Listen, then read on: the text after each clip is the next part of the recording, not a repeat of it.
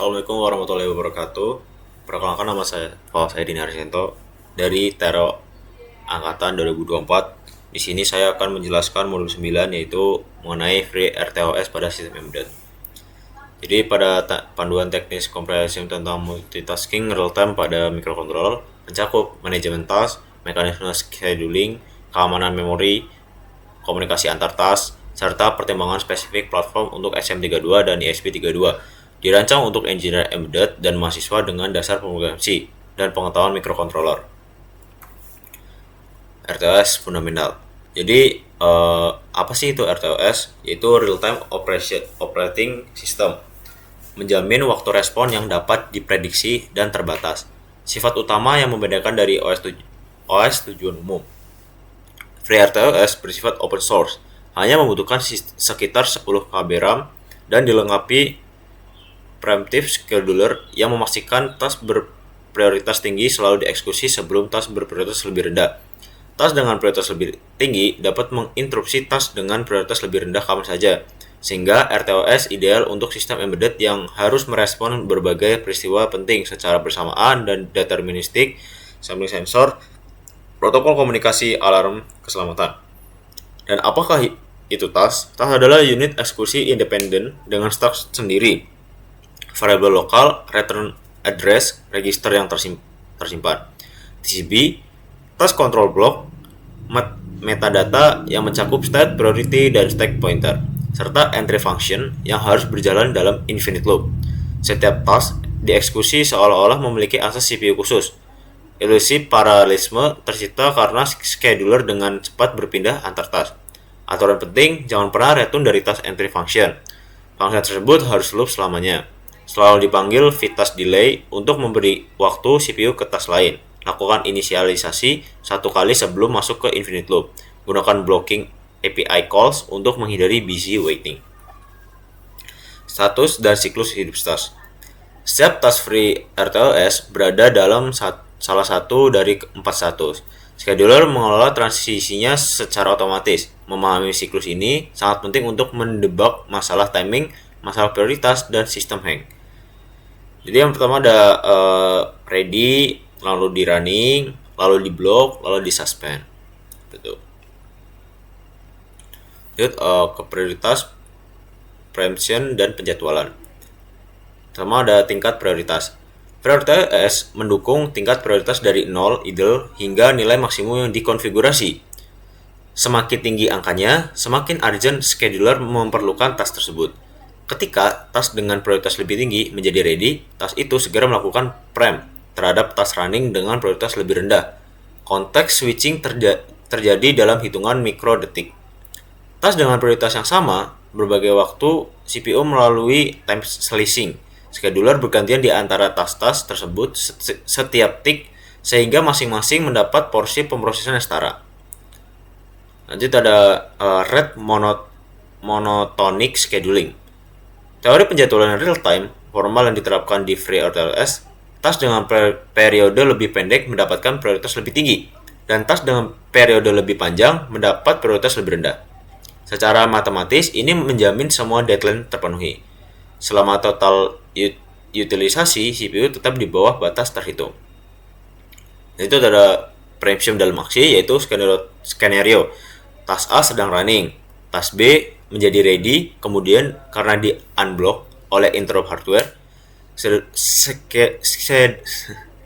scheduler segera menginterupsi task A, menyimpan konteks registernya, dan memindahkan eksekusi ke task B.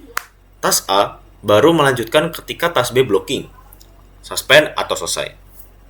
Inilah keunggulan inti dari preemptive RTOS dibanding desain kooperatif atau bare metal. Task kritis selalu mendapat CPU terlebih dahulu, terlepas dari apa yang sedang dilakukan. Kode berprioritas lebih rendah. Keamanan memori stack dan manajemen heap. Setiap task memiliki stack pribadi yang menyimpan variabel lokal, parameter fungsi, alamat kembali, dan register CPU yang tersimpan.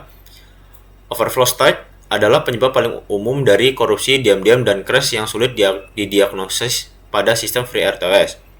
Menghitung ukuran stak. Cara menghitung ukuran stak. Jumlahkan semua variabel lokal di seluruh pemanggilan fungsi bertingkat.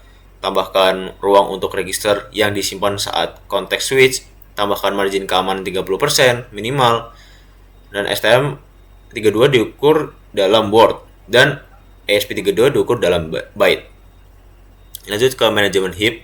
Jadi FreeRTOS menggunakan heap dinamis untuk mengalokasikan memori bagi task, queue, semaphore, dan time saat runtime. Menerapkan first fit allocator dengan penggabungan blok bebas yang berdampingan.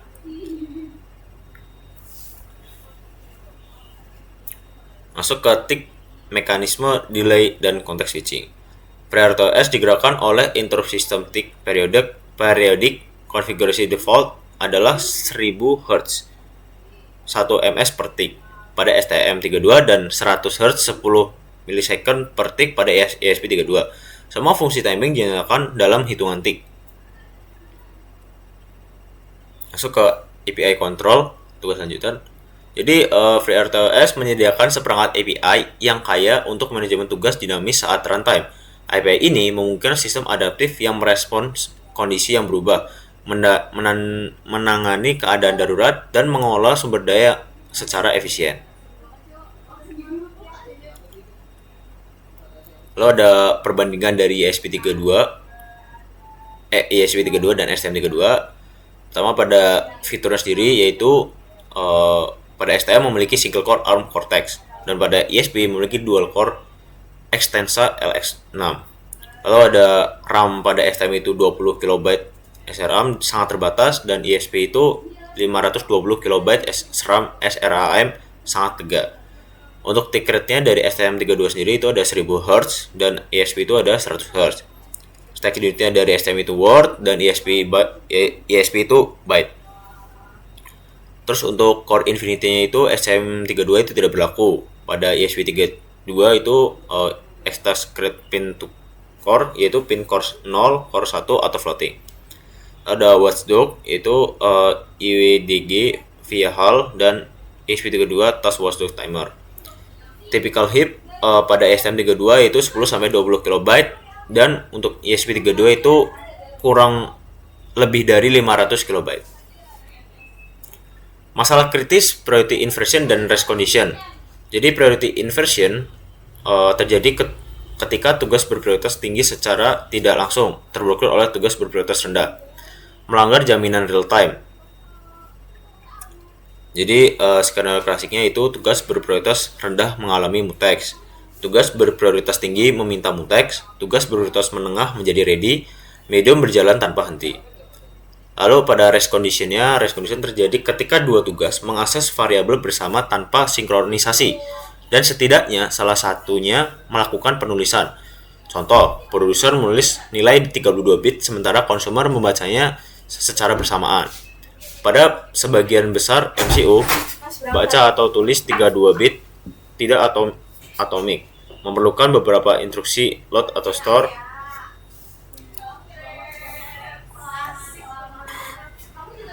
Jangan pakai itu. Ya bisa. Udah.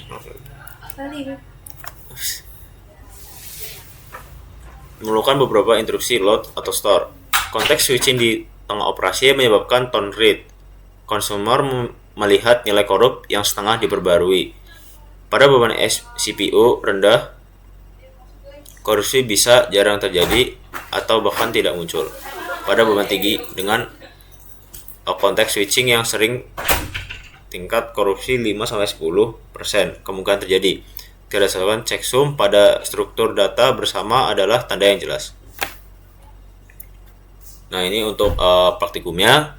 Jadi langsung aja kita masuk ke bagian codingannya.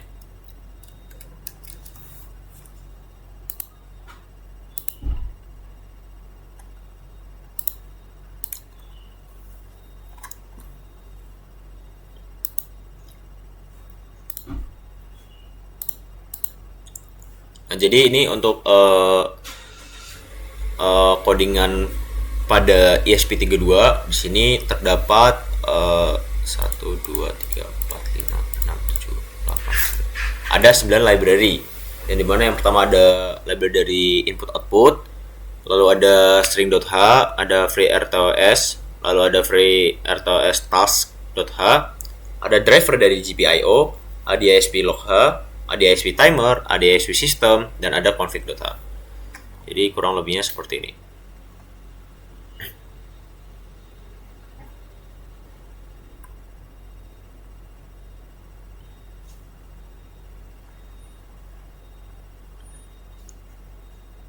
Ini untuk kurang lebihnya seperti ini.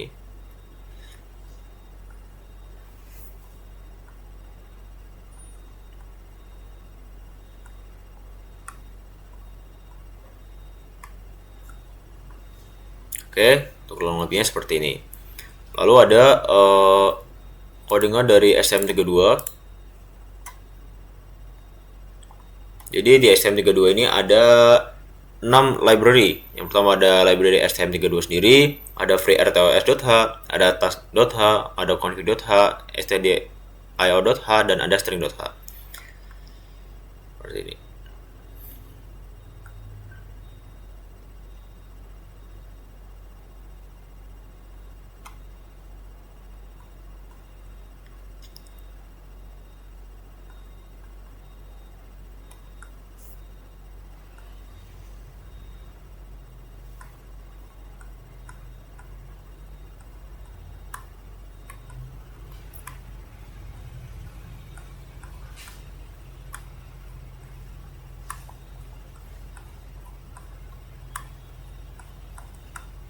Oke, kurang lebihnya seperti ini untuk codingannya.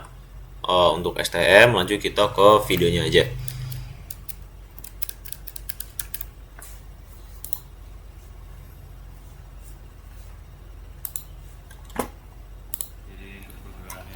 Nah, jadi ini untuk codingannya.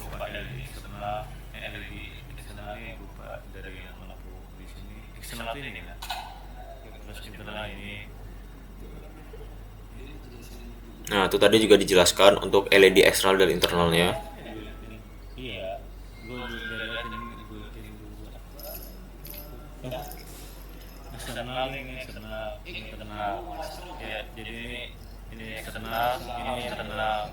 Terus ini untuk programnya yang dirancang untuk ESP32.